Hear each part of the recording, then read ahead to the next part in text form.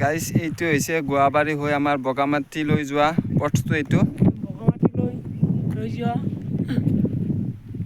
বগামাটি লৈ যোৱা আপোনালোকে এইটো ৰাস্তা দেখা নাছিলে আগতে দেখা নাই